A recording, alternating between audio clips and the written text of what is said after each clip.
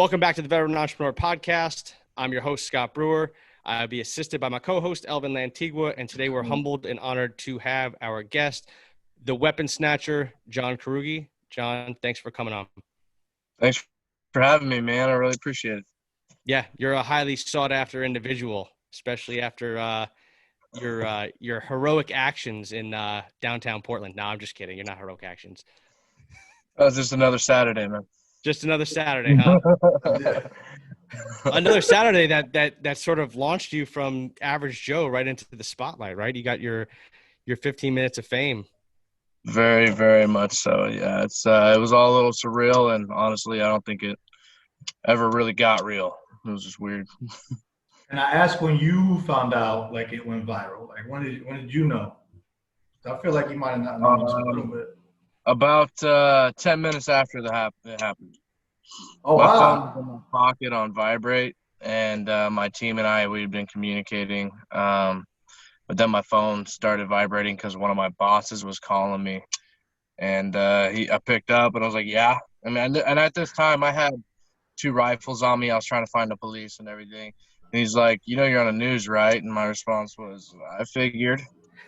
And he's like, "That better not be your fucking rifle." And I was like, "It's not. I gotta go." And I hung up. But I hung up with his boss. Yeah, my phone just did not stop vibrating at all, and I mean, it was everywhere immediately. I can't believe he called you in the middle of that. That's pretty wild. Like, it was like the first of like 20 calls.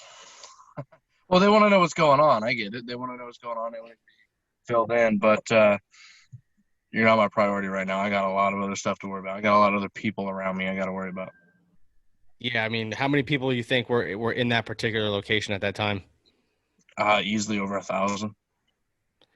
And aside from the individuals who took the weapons, were there any other individuals in the immediate area that were armed that you could see? There was some that I saw that were carrying pistols. I tagged a few others that were carrying concealed, and there were a few that were carrying ARs open carry, but they weren't causing any problems.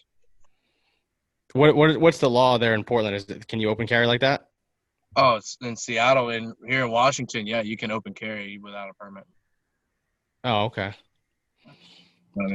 So, I mean, as that situation's unfolding, I mean, are you scanning are you holding 360 security by yourself? Are you part of an element or team, or are you just alone and unafraid?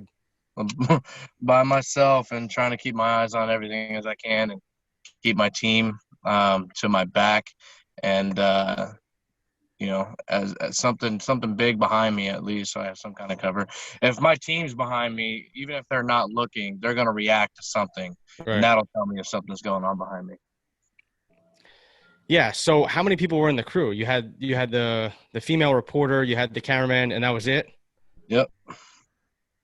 Just me and them. Wow. And is that usual how it goes, or is it like a bigger team, or was it like a special for how spread out and like essentially like not enough manpower, and what they thought it was going to be like, they were just doing 1 security agent per, but then it came to a point, it's like, nah, we're not doing that, we need 2. Yeah. And that comes down to just situational awareness, tactics, command and control of your team, what you need to do. And the fact that they were sending people out there as one person, and it was ludicrous. And when I got the call and I was told I was going to be 1 person, I was like, all right, I'm going to do it, but I think it's stupid. I do plenty of dumb things already, so. Yeah, well, I mean, you're sort of tasked with a pretty important job, right? Especially in a setting that you can't really plan for, right? Because there's, I mean, whatever intelligence, quote unquote, that you can gather is really shoddy at best, because things can change and turn in literally an instant. I mean, yeah, you have one person can change the entire attitude of the entire group of people. So, you know, what were you looking for? Anything. I mean, I could be that one person that changed the attitude, and ended up so that I was. But I mean, I went into it thinking like I gotta rein in my facial expressions. I can't fucking run my mouth back at them. I can't say any little side comments, because you're in such a tight crowd, and that's another reason why I carried off body is everyone's next to you. You're smelling everything. You can see everyone's facial expressions. Like if someone's upset, you're gonna notice because they're right there, bumping into you because you're so tight. That's why I didn't want any gun on my hips or anything. And at the time, I didn't have an appendix holster, so I decided to carry off body in the bag where it was a little more secure. And having to do that is just one person, and the things you're looking for is you're looking for hands and eyes and actions and possible intent. If someone's escalating, they're more than likely in a mob mentality, like we were in, to continue escalating. And so you're trying to basically get a baseline behavior of the crowd, right? You're basically trying to establish, okay, what's baseline, and then you're basically trying to figure out, okay, what's the deviation from baseline. Yeah, so baselines are everything, right? But the thing about this is the baseline there is spiking all over the place. You've got to completely adjust your scale. Whereas typically if you were walking down the street in a city, someone's robbing a store, throwing mannequins out the front, well, your baseline just spiked to its highest point because what the fuck's going on? But there, that was normal. Police cars getting set on fire, that was normal. I was not there to do anything about that. Because had I been, the situation would have been different from the beginning. The baseline is also, now you're looking for baselines on individuals, right? So the ones that are destroying the vehicles and everything, well, they have a separate baseline versus the person standing next to me on a camera. Then it's like after I took the rifles and I'm trying to get my team to get away. Well, now people are following us, and it's okay. Now I have to establish baselines with every single one here, and I'm filtering in so much information, but I need to toss away everything I don't need, which is a majority of it. If someone could get to me, whether by moving towards me or they had some kind of weapon to come at me or shoot me or whatever, that was what I was looking for, and that's all I was worrying about. I didn't really care about what they were saying. I wasn't paying attention to like their facial reactions or anything like that. The fact that they were following me was just pissing me off because I was like, I'm literally trying to walk away. Yeah, I can imagine. I mean, yeah. As far as intent goes, right? Like, so you basically lock on these group of individuals. You refine down to an individual or two who are then basically robbing the cop car essentially of the weapons that are inside. What do you think their intent was? Do you think their intent was to instill more fear, or do you think they were actually intending to potentially, use that weapon to basically harm people? I don't think they had any intention at all, besides just keep doing what it seems to be okay to keep doing, and that was causing mayhem, chaos, and I don't think they had a specific intent with those weapons. I think that's the scary part, because if you're going so far ready to grab a weapon, how much more until a next step? You don't even have to shoot it. Maybe just point it, but not even know how to handle a weapon. And, that can go really wrong. So, I mean, at the moment when you move, And the first guy did fire it. And, well, I mean, as it didn't really matter to me what their intent was going to be or what it could have been. The second that they got a hold of those firearms, they were now in the commission of a felony. And with felony with a police firearm, I was already within my, legal right to stop the threat with whatever force I had necessary. I just was fortunate to be able to find a different path. Well, I think that sorry to cut you off, but I think that's an important point. Is like, here you are, you're in this position. You can either A, do something, or B, you can basically tactical egress. You know what I'm saying? You can get your team, your cameraman, your reporter, and get them out of Dodge, or you can actively pursue, the intended target that eventually you ended up doing. What sort of was that is that pure reaction, or was this like a? Well, there was thought. Say it again. There was thought, absolutely. I would say I thought about it, but the thing is, I thought about it the drive in. I thought about it the day before. Thought about it thousands of times since I was a kid, and I decided I wanted to be a Marine. It was, if something happens, I am going to act. if something happens and I can do something, I'm going to do something. And at that split moment, it came down to doing my job and then doing what I feel is my duty. So I took care of my job, even though it wasn't taken care of to the best possible way, because I had to split that with, okay, now I need to do what I feel is right and take care of this situation. That's And a how good did? point. Yeah. Oh, No, sorry. Go no, it's ahead. all right. Yeah, no, I was gonna say because the professional, right, thing is like, oh, I'm gonna try. Let me get these out of the way. But the morally right thing to do in that situation, I think, the heroic thing, the thing like, hey, is to stop that before it goes any further. So, I think that is one thing to call out, and good thing that you did that. Appreciate it. Yeah. What was the effect of the crowd? Like, so you basically snatch these weapons up. I mean, how does the crowd react to that? Hostilely. Yeah. They came after me. Yeah, they came after me. And once I got back to my team and they were identified as being with me, and that now, obviously, with the situation, I'm in charge, that they're going to be coming with me, they were all after me. Excuse me. They wanted me to drop the firearms. They wanted to set them down, or they wanted me to set them down. They wanted to take them. There, in one of the videos, you can literally hear someone said, put down the guns so we can take them. That And is. this is absolutely asinine. But yeah, they came after us, and well, that entire time from then on until I could get back to a point where I could get these rifles to the cops, I had my pistol at a high ready, muzzle down. Yeah. Well, I mean so. I mean, on my last deployment, I was on a PSD team, and I mean, we didn't have a situation, obviously, similar to that one. But we've had similar situations where you're being surrounded by multiple people and you're outgunned and outmanned, and that can be a really overwhelming situation because you're effectively trying to figure out who you're trying to prioritize, right? Yeah, So you're assessing everybody. Yeah, you prioritize. And I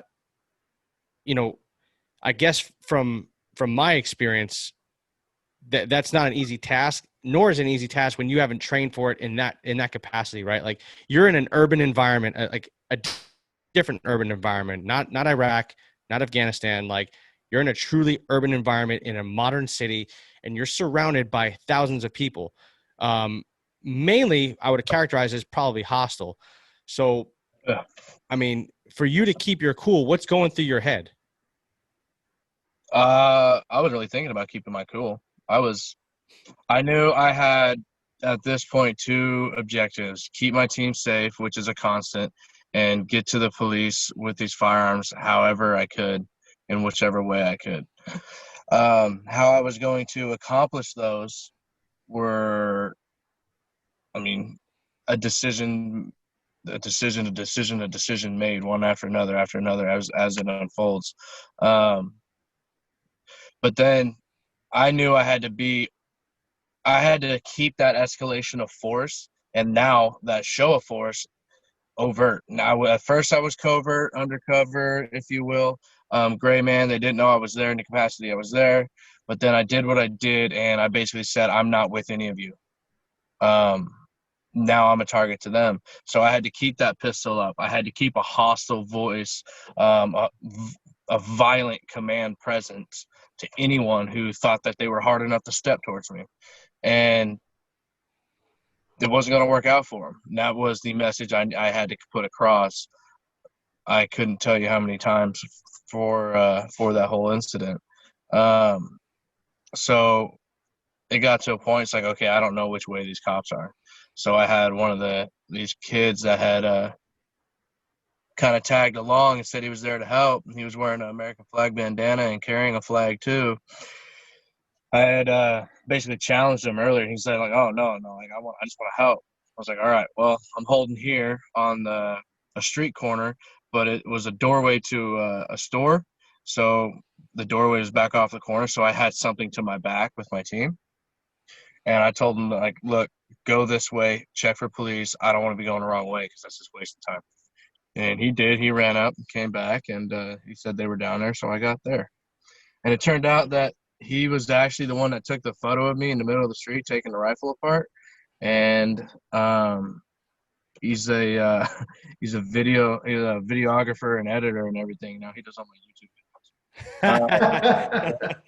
He's really good too. So that's networking, right?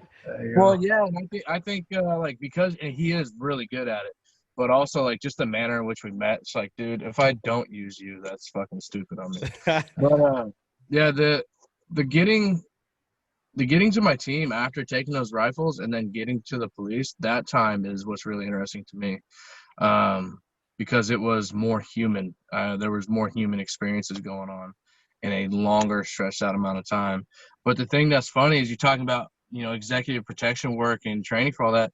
I've never, outside the Marine Corps, done anything that relates to executive protection type training in that situation. And now I'm in that situation by myself with people hundreds of people trying to come at me. And I keep thinking about that. It's like, I feel like with my level of training in regards to that specific type of training or that genre of training, I performed well. But I mean, afterwards, learning more, it's like, okay, there's a few things here and there I could have done different. But yeah, no better for next time. Yeah, well, I mean, for not having had that, specificity and training, like what you did was about as textbook as you could probably get. Now, granted, we can't see the whole video, so I don't know how everything, sort of panned out. But the fact that you made it from point A to point B means you accomplished the mission, right? And Yeah. that's really the bottom line, right? No one really cares how you get it done, right? As long as you get it done. But what I'm interested in is your movement back towards the police. What were some of the escalations that you faced as you're moving back to them? And then how did the police respond when you approached them with a weapon at the high port? So the people following me, screaming at me and yelling and asking questions and trying to get at me, and the ones that had all their phones out, they weren't the ones I was worried about. I would love their fucking videos though. So that'd be nice. But they weren't the ones I was worried about. It was the others that were following that had either nothing in their hands or something in their hands that wasn't a phone, that were literally on the line or back behind the line, working themselves up. You're about to get into a fight with someone, you can see them physically and like mentally working themselves up to it. And there were some of those. And I recognize that behavior. There's one big ass dude. He was bigger than me. And first thing that went through my mind is he comes at me, I'm fucking shooting him. He's huge. I can't do anything against that. I'm just going to shoot him. I'm an Indiana Jones his ass, and I'm going to move on out of here. And then there were a few others, and they said some challenging things, and I just looked at them. I was like, fucking try it.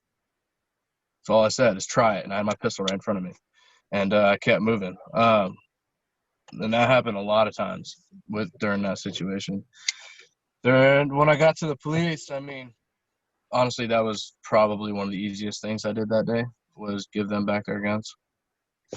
Yeah, but as far as you coming at them with a weapon, I mean, how far are you, or I guess how close are you to your team? I mean, do they realize that, hey, like this guy is in distress, he's not a hostile aggressor? I wasn't in any distress. I walked up to them nice and calm.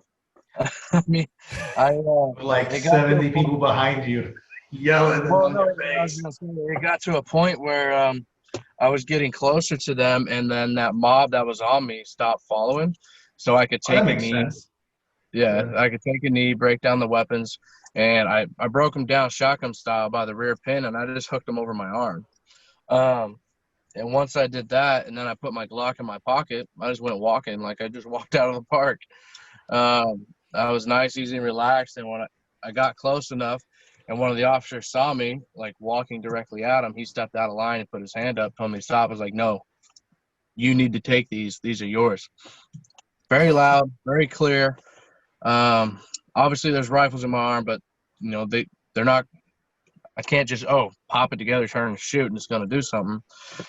But no, he tried to tell me to stop again, and I yelled it even louder and even more clear, and then he got puzzled and came up to me, and as I explained it to him as fast as I could, another cop came up, and I immediately dumped the rifles in the second cop's hands, and I said it again just so they were clear that they were their weapons. I took both bolt carrier groups and charging handles out of my back pocket, and I dropped them in their hands. And then I said, "These are yours. You need to take these." And I got to go to work. And I turned around and ran back into the crowd. That's pretty epic, actually. Yeah, man. You just dropped and got ghost on them. So at that point now, showed up. "Hey, these are yours. Take them." I got to go, and turn around and left. yeah, you disappear into the fucking shadows over there. So, I mean, you're still with your team at this point, right? So one of them broke off with me because they felt that they were in more danger in my presence. And that really pissed me off because I'm supposed to run security. I can't run security with you or for you if you're not around me. And now the priority isn't just taking care of you. I have these firearms. I need to get back to these police. So that's where it came, job versus duty, the split there. But I was like, fine, just keep your phone on you because I have to get these or else I'm not going to get these people away from me. The other one was following, was listening, and was awesome.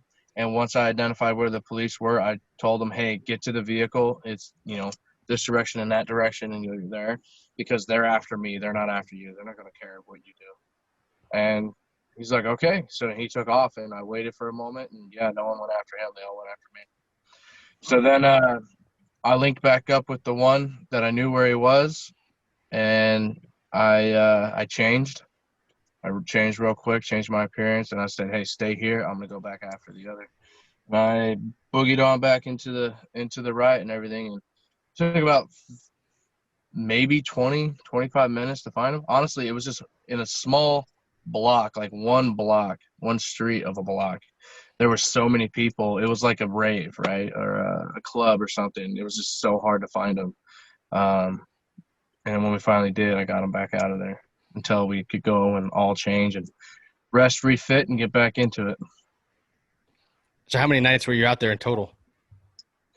After that, I wasn't allowed to work for a few days. Admin leave. You wanted to see where the narrative was going here. That right there. Yep. I didn't understand that at the time because of everything that was now going on in my life was so wild. But I was originally told, we don't want you to work for your safety. I didn't know until like a month later that they were considering firing me based off what the media was going to say. Wow. That pissed me off because I was like, I did the right thing. I know I did the right thing. And the heads of my company are all Marines. And they called me. We ended up getting on the phone and everything was good.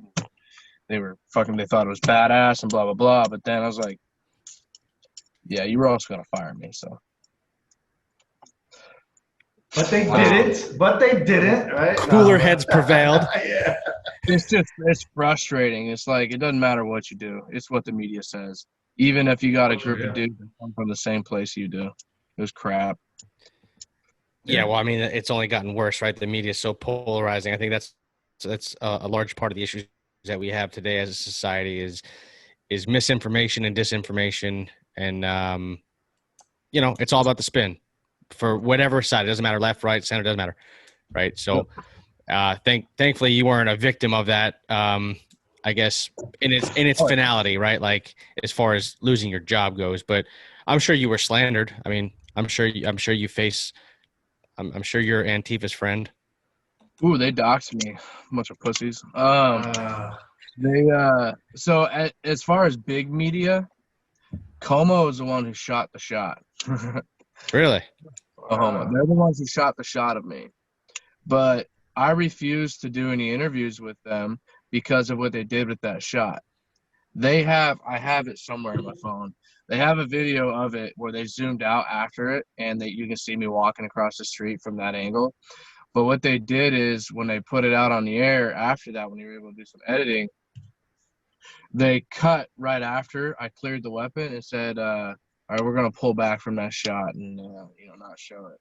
And that really pissed me off because they had no problem showing the dude that pulled the gun out of the police vehicle. But when I came into the situation, took control of it, cleared it, was making my way out, that wasn't okay to show. And that really fucking pisses me off. So immediately I was like, no, I'm not doing anything with them. And then their main anchor got my number, or got to a friend of mine and called me, and he was the most arrogant son of a bitch I've ever heard. And then he shot me, and I told him no. I was like, no, I'm not doing that, especially not until I do it with the crew I was with. Because he tried telling me, no one can tell your story like I can. And in my mind, I'm like, so my crew that I was there with, that I handled through that whole situation, they couldn't do that. Okay. Fucking blow me. So then I did the interview with my crew, and then they shot me another message, and it was like the 5 sentences of the most egotistical things I've ever heard. And I haven't done any media with any major news outlet except my crew, and everything else has been podcasts. But there have been a few people that did a couple like YouTube reviews on it. I can think of one in particular. Doesn't know shit. Then the biggest thing is people keep comparing it to military operations or military PSD teams and stuff like that. It's not. It's not a military operation. It's not overseas. It's not with some high-level executive when they're in their car just driving from A to B to C. We're in the middle of a riot, in the middle of a protest that's in the middle of one of our home cities, one of the biggest cities in our country, and some pivotal stuff is going on. It is completely fucking different. And yeah, it is personal no matter how much you try to make it professional. Yeah, amen to that. Well said. Sorry for the rant. It's just it really irks me. That's what we're here for, man. Rant away. I agree Yeah, too. Like any one of us can be like manipulated to say the wrong thing. They could take a shot right now, and and it's unfortunate that that's where we're at. I don't know if it's politics or the money from advertising, but it's gotten out of hand. You know what I mean? But and then it's like we're the ones paying for it at the end of the day. Yep. Yeah, we just had a guest on, big name guest, and he was in the limelight and doing all these media tours and things like that. And he was telling us how some of the things that he faced, and this guy is widely regarded as a hero and a total badass, and it was kind of mind boggling to hear, like, really, like, people said this about you, or people approached you in this type of way and manner, to basically push X narrative. And it's like, dude, this is disgusting, man. Like, this is not what we should be after, as far as America's values and media. Exactly. I agree. And I've had a couple podcasts. Actually, I dipped out on one right in the middle of it because they were trying to paint the narrative that they were about to raise the gun and they were going to kill me and all this stuff. And I was like, you know what? My connection's going sour. I don't know what's going on here. And I turned my Wi-Fi off. I was like, I'm not doing this. I'm not playing this game. I refuse. Every bit of media I've put out there, everything I've said is absolutely to the fact true from my position in it. Not just obviously, there's feeling in there too. But I said I did what I did, and I did what I said. And it's kind of funny because I've seen like the forums of people like talking about it from like Garantham and we did a video interview, and then like this other guy who did a video review on what I did and how he's cutting it up. And then I went and read through all the comments of people hating on it and just the things that they said. It's like everything they said that I did or didn't do or what really happened is like, what media or what video or podcast, just where the hell are you getting this wild ass stuff? And even the guys who like reference, oh, he said this on like this interview with Grant Thumbs, like, I never said that. You can't say that because there's literally a video that I looked yesterday or the day before has over 1,300,000 views, and you want to sit here and say something like it blows my mind how stupid and how fucking stupid people can be. It really does. So stupid that you will loot and break into a police vehicle and steal a firearm and shoot it in the middle of the city. Yeah, that's unfortunate, but that's what we're up against, right? Like that's sort of like from a larger perspective that's a societal shift that's going on, right? Like there's a real movement that's out there that's really anti-American, and that's what we're up against, and it's unfortunate that it's sort of come to this time. But I think as a country, we've lost that struggle, right? Like where people, we've actually lost the American dream, right? It's almost like we're tearing everything. What's that? It's because we got it. We lost the American Right. dream because we got There's it. no struggle anymore, right? Like we've sort of achieved it as a nation from a macro perspective, and now it's like, well, we might as well just tear it down, right? Like, and that's sort of where we're going, and it's unfortunate. Hard times breed great men build great societies build soft men make societies crumble. And I mean, that's a paraphrase, but it's the same fucking thing, and that's exactly what's happening. It's just, I mean, I don't think there's really one thing you can pinpoint to isolate how it started. But I mean, the one thing that falls in my mind is the second they started saying or stopped saying "I pledge of allegiance" in school. You know, the second that it became okay to give a trophy to a kid that didn't earn one, saying, "You feel this way, you're right. You feel this way, you're going to get a trophy." Hitler felt fucking Jews and the Holocaust was you know, the right thing to do, to put them there.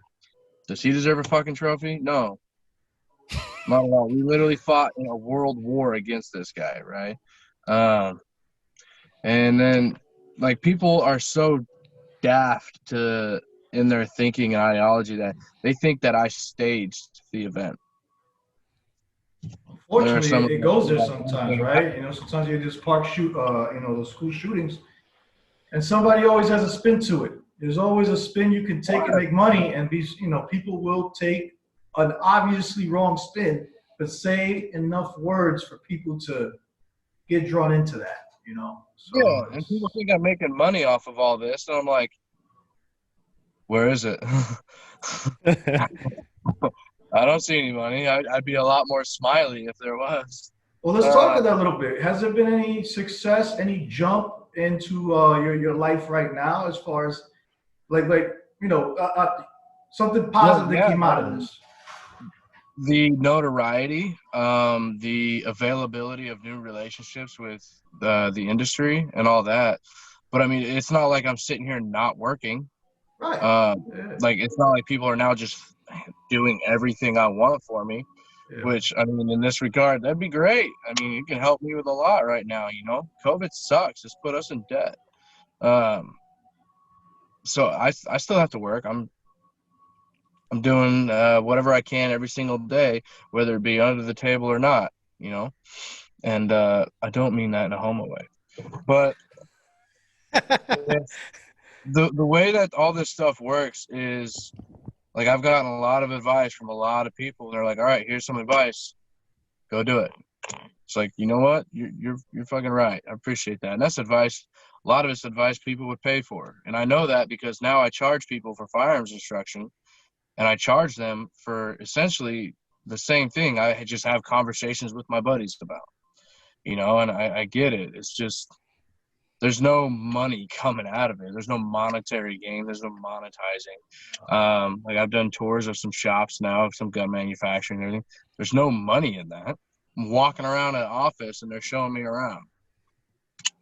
Well, I think it's an opportunity to launch yourself, right? Like, into something, whatever it is, right? And so, like, I guess what I want to know is sort of, what is the plan? Like how are you going to take this brief moment in time of which you've gained so much notoriety to sort of turn it into not even just from a financial aspect, but just from an ability to influence and you know, help the community or help whatever, you know, whatever it is your cause is. Yeah. Well, obviously, I decided to start a business on May 27th, and then I thought of the name on May 29th, and May 30th, all this happened. So it's launched what I decided to do for a business, like, literally light speed, right? And Captain Kirk is not out the helm, let me tell you. It would be a lot better if he was. What I want to do, I have a Instagram page and a website to help veterans, law enforcement personnel, and first responders and everything. And that's something I want to build into a nonprofit. I have my business, Bang Bags, that I'm trying to build. Do you have the Instagram name for that, for helping the veterans out? And the Instagram name? Firewatch Official. There we go. Put that down there. Firewatch official, nothing else. And what I want to do for a message is, like, part of my brand is bringing the protective and, you know, defensive and American mindset back into everyday life. So it used to be all throughout history of mankind, it was completely normal to carry weapons because safety and survival was the norm. But with our modern day society, it's not anymore. However, we're allowed to use these things that are deadlier than any guns that we use in our country and as vehicles. And we only have to test out with those when we're 16 and go to school for those when we're 16. Some states like Montana, it's younger. But I want to make it so those everyday skills and those like operator looking skills, they're normal. You don't have to have a plate carrier or bump helmet or, you know, ops core or the quad nods to have a rifle and keep protected. No, go hiking with a backpack, fucking some shoes and shorts, but it's normal to have your pistol or rifle with you. As normal as car keys is what I keep calling it. I mean, I got 3 just in the vehicle with me right now. That's what I want to try to do, and that comes obviously with mindset and training in that mindset, because that's what a lot of people just gloss over. You can't pull up an Instagram page and look at what mindset is. There's no picture for that. There's gear for that people, you know, look at, and that's the cool thing. That's what draws them in. But mindset takes work. It takes it every single day, and that's what a lot of people just don't want. But they don't realize it. That's what it takes to be able to do all this cool stuff, all the necessary stuff. Because I would love to say I think that's what every American would do, is what I did. But I know it's not, unfortunately. I think that's what every American should do. So if we had a protest and riots were going on and there were concealed carry people that had training and knew mindset and knew the laws, I hope that they would have interdicted or will interdict in the future. And we have some people like that. Oh, there's a lot of Americans that I think that would hopefully have followed suit, and you know, being in the military, all of us, we've all seen that before, you know, and that's sort of the beauty of the military, and I think that does transcend into normal society as well. I guess what would you propose, or what would you like to see nationwide as it pertains to gun laws, gun legislation, and not even just maybe the legal aspects, but and you sort of touched on it, but I mean, what would you want to see the average American sort of go through to sort of fulfill this dream? Like, I obviously you want them to be able to defend themselves. I mean, do you want to see some sort of legislation, or not even legislation, but you know, anything, a stepping stone to becoming more tactically savvy and defensible? Well, it's not even tactically savvy. It's educated. It's flat out just educated. And what I would like to see, and this is probably gonna piss some people off, but it's a book. It's a play right out of fucking Russia's playbook. I was shooting a long distance precision course with a dude that grew up in the USSR. And he came up through school where in middle school and high school, they were learning military operations and they were performing military operations in training. That was the norm. And I'm not saying we need to go so as far as, you know, we got 13 and 14-year-olds online with tanks and shooting. But I think that firearm education, like full-blown course through, whether it be starting in middle school or all the way through high school and then into college, because you could really take them that far. That's how much we know and how much we can teach on them. Fully accredited courses in that, and how that's tied into is the legal system with what you can and cannot do. Having each state have their own classification for, you know, concealed pistol, concealed weapon, or concealed license, like they're all very minor and different. Some take some, others don't. Like, I understand that having the states in charge of themselves, but driver's licenses aren't, and more people are killed with vehicles every single year. So do I agree with the concept of having a concealed weapons permit? that is good for all 50 states, 1,000 fucking percent. It makes no sense. Why not? I'm an American citizen. I can go from here to Utah or here to Oregon. I should be able to carry my firearm and protect myself, or my knife, or fucking hockey stick, whatever I want to classify as my weapon of opportunity, right? Because right now, as it is, I can't drive to Oregon and carry a weapon. Yeah, I know. Was it Utah? Utah has a pretty wide coverage. They cover like 36 states, but it's only those states that accept it. Right. But I would like to see that type of education put forth, but that will flip the boat. Like, if that'll just flip the boat and tear people up, because it'll be like, no. And We're not but in you know position what? for that right now, unfortunately. We got one of the countries we won't mess with, that we stay on neutral ground with. It's fucking Russia. And that's what they do. And the only reason that we don't need to is because inherently within our heritage as Americans in our country, guns are a big thing that we love. But now this loud minority is stomping out a tantrum in the middle of the food aisle, and it's causing people to rethink, like, oh, if they feel this way, it must be a legit thing. No, I'm in agreement with you. I mean, I would like to see some sort of formalized training too.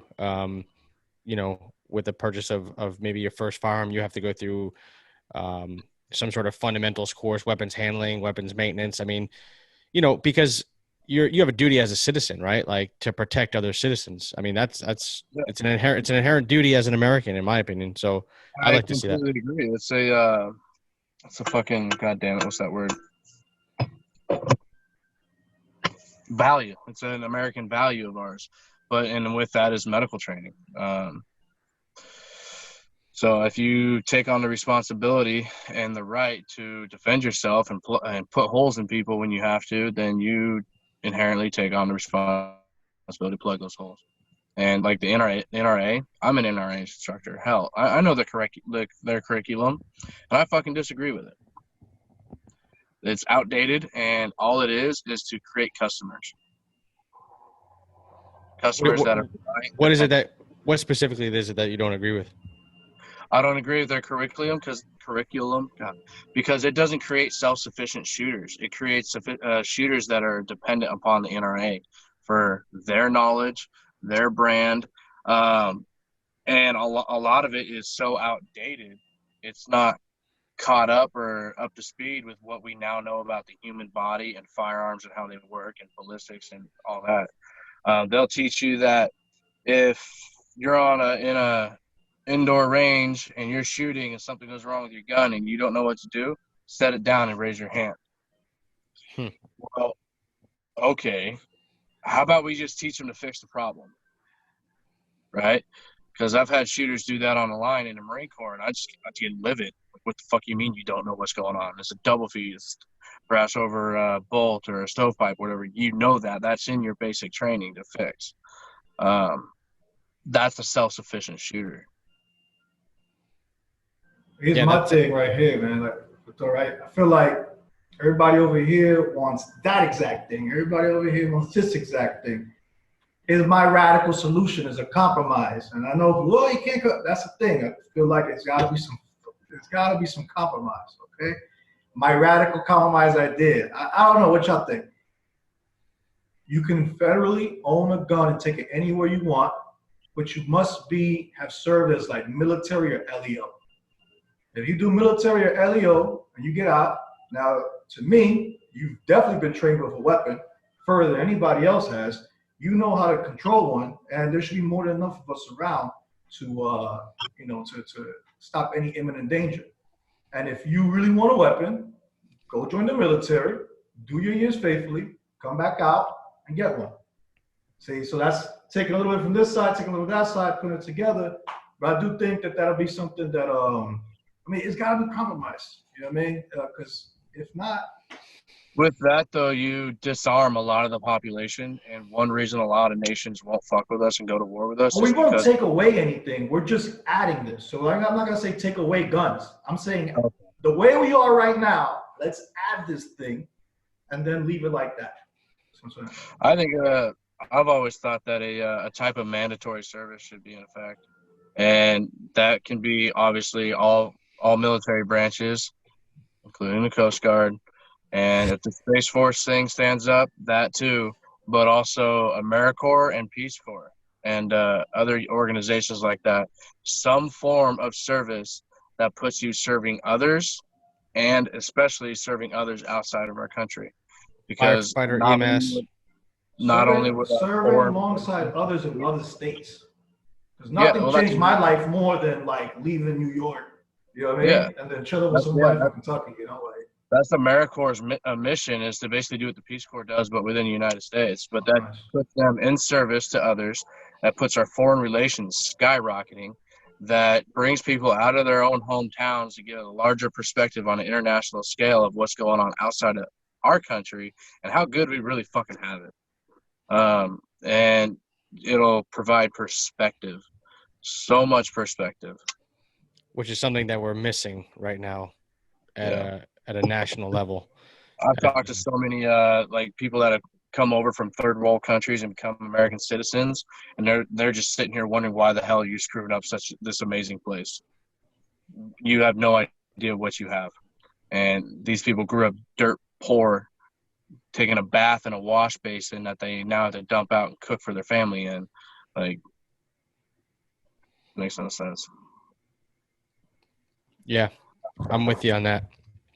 I'm with you, especially that's why the military is so big, and getting that experience and perspective elsewhere, right? Like, it's these big city people, like, they get locked into these places, they live in these little bubbles, and they're just not exposed, and it's unfortunate. So, anyways, going back to your business, what exactly are you selling at this current moment? I mean, what do you have on the website? There's merchandise, as far as there's hoodies, t-shirts, and rain jacket, and there's patches. Right now I'm consolidating everything to my fulfillment warehouse, so the patches are being sold, but the merchandise is still being printed. And like I said, supply lines are pretty tight right now, so getting that done, that's all happening on the East Coast, and then sent over here is going to be a little bit. But we could get the website up and launched, so that's what we went ahead and did. So anyone who's ordering something, I'm emailing them direct and letting them know, like, hey, appreciate your business, and all that. And, this is what's going on with your product. And, I'll keep you updated. Call it pre-order. Just put it up there for pre-order and just, put a little pre-order date. Yeah. That's what I'm going to be working on Thursday. As well as, my rear bag designs for, my bang bags for precision rifle shooting. And the goal for those is I want to get those with an NSN number for the United States military. Hey, there you go. Okay. Oh, yeah. Can you explain to people, just if they don't know what that is, can you please explain to them what it is, what it's used for? The bag? Yeah. So the bags, the concept of a rear bag of a sandstock is not new. All right. But the ones that are out there can be made better, and that's what I'm trying to do. Essentially, the rear bag goes up against the stock of your rifle, your precision rifle, or your hunting rifle, or your comp gun, whatever you want to use it for. And this directly attaches to the gun through a QD mount. If you have a Picatinny rail on the bottom of your stock, you get a QD mount, or a QD pick rail adapter. If you have an M-lock, you get a QD M-lock adapter. It does the same thing. If you have a sling swivel stud, we will have options to put these on sling swivel studs on there. But also, if you have none of that, you can tie a string, whether it be your shoelace, dental floss. I've done twine off of hay bales when I had nothing else, and it'll attach to the back of the gun, so it's always there.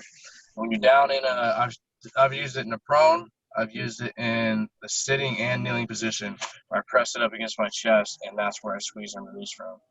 But you sit it down there, put the stock in, and it's for those tiny, minute movements to squeeze, to raise the stock and lower the muzzle, or release to lower the stock and raise the muzzle. Those tiny elevation adjustments in your gun when you're shooting at long range. And they're super light. They're not affected by any kind of weather conditions, stuff like that. But you can use them for barricades. I've used them in tripods. I've used them as a knee pad, and I've used them as a pillow as well. Multi-purpose. Yeah, like, there was a time where I damn near called it a grunt pillow because I was using it on a plane and that thing up on the chair, passed out. But, yeah. And there's going to be multiple designs coming out, all off the same body. And then, in addition to that, are you actually going to start doing courses as far as weapons handling, firearms tactics? I want to, absolutely. I have been doing it right now. So if anyone wants to hit me up with that in the Pacific Northwest, it's my Instagram is Weapon Snatcher Actual for all the training. Just DM me and we'll work it out. But as for like official through the business, I would like to get there, but that takes facilitating some place that I have access to all the time without anyone else around. Because, I mean, like, not without anyone else around, but so that I don't have to worry about anyone else. Because when you're running a class, especially one-on-one, which is what I like doing because you develop self-sufficient shooters really well that way, you don't know what everyone's skill level is. So every class, like legitimately every fucking class is just it's different than the last because it's a different person. Start off the same. It's the fundamentals of marksmanship and how they apply to what we're doing, but it's also situational awareness and how you can self-assess, and then that will teach you to assess the situation as it's unfolding. That'll be up there as soon as we can get all that worked out, but got to cover the liability. What's your everyday carry? Whatever I want for that day. It's EDC is it's not. I already show you. I got 3 guns right in front, like right around me right now. But what I carry typically is my Glock 19. But it's like the holster will depend on what I'm doing. This is the same pistol that was with me in Seattle. But yeah, it's different every day. Like, I love it when people post a picture of their pistol, their watch, and their knife, and then a passport. Like, why the fuck are you carrying your passport everywhere? No, they're real life Jason Bournes, bro. Don't be Yeah. real life Jack It's Ryan like in the flesh. My most valuable thing is probably my pistol, a mag, car keys, phone, and wallet. That's it. At least, at the minimum, I have that. If more, I'll have a backpack, and that backpack will have more in it. Just stuff like that. Rifle or pistol? Which one do you prefer better? Not better. I understand they have their uses in your field, but I'm saying which one do you prefer shooting better? Oh, dude, I love rifle. The mechanics and manipulations with rifle are a lot more stimulating to me, but I'd rather be on a long gun. What's the furthest shot you've reached out to? 1405. But who's counting? Bolt action? Yeah, bolt action is a 6.5 Creedmoor. Okay. Yeah. And what's that? By Prime ammunition. What let's say somebody wants to get into guns. What for your generic, military age male, what should they look to start off with? Training. Ooh, Well, that was good. That was good. No, I'm taking that answer. That was good. You're good. You're good, you. That's my answer. Training. Beyond, all right, let's go beyond the training. Let me specify. Details matter. Beyond the training piece, they've knocked out the training. They're ready to go. They're savvy. They're ready to buy their first gun. What should they be looking at? What works for them? Good call. I mean, it's different for everybody. Like, I could sit here and I could tell you that if you want to base off of the grip, the Glock 19 is not the best grip for me because I have smaller hands and the Glock grips are pretty thick. And what actually happens is I can barely get my finger on the trigger. Mm-hmm. But I went with Glock 19 Gen 5 because they're affordable and they're everywhere. They're super easy to use. They're simple. They're concealable. They have other benefits. And I have trained enough to know how to use that trigger, even though I can't get proper placement. But I mean, if I had more than enough money, I'd go find a pistol right now that had a smaller grip and could do the same thing. But then there are some people, like, they have monstrous hands. And I trained a guy in Baghdad. He was a Kenyan. His hand was so goddamn big. When I told him to fire, he reached his trigger finger do the trigger guard, and hit the safety with his trigger finger, and then he pressed the trigger. And I was just like, what did you just do? Stop. Like, and I had him do it again just to show me, so I wasn't like making shit up in my mind. I was like, that is really cool. Don't ever do it again. I seen somebody, I don't know if you knew him, in the Marines who was doing when they do the competition, but the instructor had like Ninja Turtle hands. But he was like really good at shooting. I never seen that before. You talking about weird hands, it just brought an old memory back. I just remember looking. Yeah, everyone's hands are different. Everyone's body mechanics are different. So, and then how they react to a gun and how they move is different. So whatever, I never recommend again unless I know that person's mechanics, unless I know them as a shooter and what their level of training is. That's probably the best answer you could have ever given. Yeah. I'm over here thinking I'm smooth and slick. I'm like, I'm going to get him with this one. And then boom, he fires back. I'm like, God Come damn. on, media. Come on, bro. Jesus. Fucking rookie. I'm over here with a VP9 subcompact, which I love. Great gun. I bought one of those for my buddy's wife. What is it? Well, I mean, that's what she wanted, and it's a good pistol. Yeah. I think the VP9s are great. I've shot them in competition. I will say just like most German things, Germans make great guns for one, so I'm not knocking that. But a lot of German things are a little over-engineered. Like you can make them simpler and work just as well. Well, I'm going to get my wife one too then. They're great though. I love them. I like and that's another, like the grip on those is perfect for me. It's beautiful. It literally molds to your hand. But yeah, man, why don't you let us know where we can find you? This way we can put it in the show notes. People can find you, subscribe, follow, support your business. Oh man, I'm putting together a link tree for this. Nice. Yeah, there's _shooter_Carughi_ that's my main Instagram account where everything's uploaded, and then from there everything's uploaded to my Facebook, Bang Bags or John Carughi, and then also I have a Twitter under the same name. The website is weapon-snatcher.com for the product and merchandise, and on there is going to be lifestyle and events and stuff like that. We're really getting into all the weeds on that, building that up. And I mean, I have Weapon Snatcher actual Instagram. That's for anyone who wants to do some training here in the local Pacific Northwest. I can facilitate that, and I do it on a one-on-one or sometimes group basis, but that's really dependent. So you can DM me there, and we can work that out. And then there's Firewatch Official, which is a Instagram and hopefully eventually a nonprofit that I want to build to help out veterans and active duty as well as law enforcement and first responders. And the goal of that is essentially to watch the fires that burn within us all, of these stories and events that we go through that through everyday life we can't share because that community isn't everywhere. Try to build that community in an easily accessible place online. You got a YouTube channel as well? Oh yeah, that too. So much. YouTube channel is Weapon Snatcher.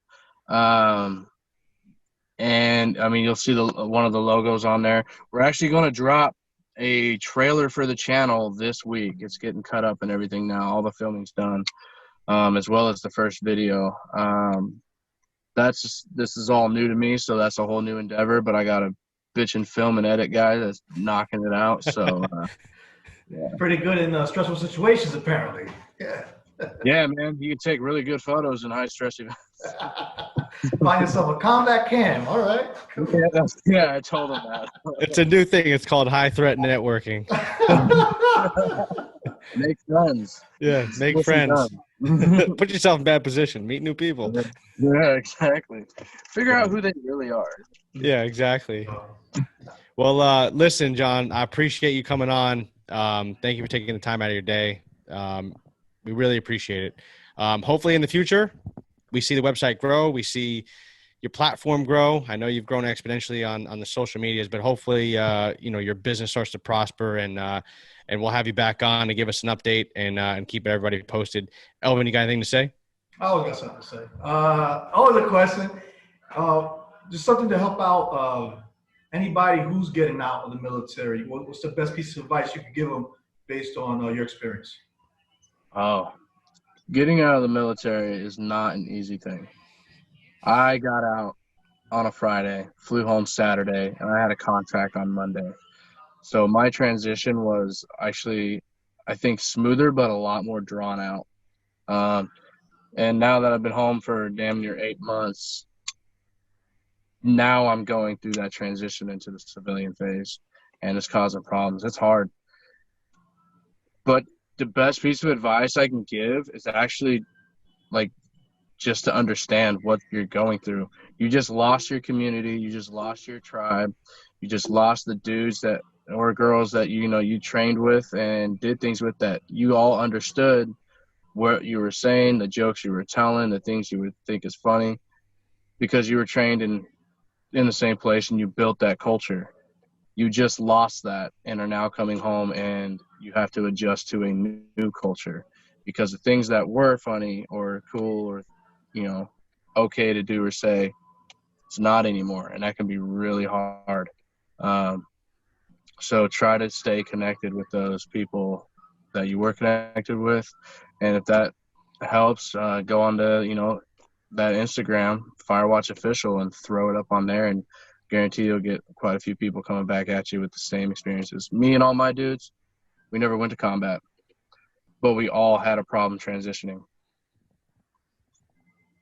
Yeah, I don't think it's unique to anybody who was in combat or not.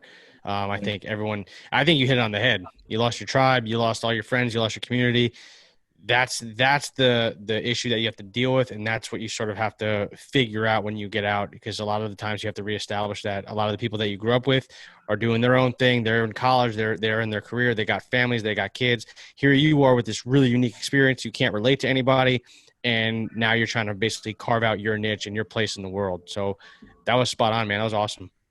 Yeah, what you used to do and what your level of life that you lived, honestly, regardless of what your job is in the military, your level of life you lived is, in my opinion, going to be higher than those that never went off and did anything.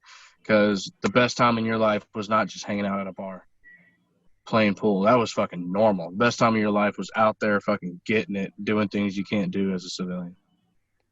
Right on, brother. Well, listen, dude, thanks a lot. I appreciate it. We'll stay in touch. And guys, if you haven't subscribed to the channel, please go ahead and do so. You can follow us, DotMil Gear, DotMil_gear on Instagram. Elvin's at MyRealtorElvin on Instagram. Please help us out. Subscribe to the page. John, thanks so much, man. Absolutely, man. Thanks for having me. Take care, bro. Thank you, Joe.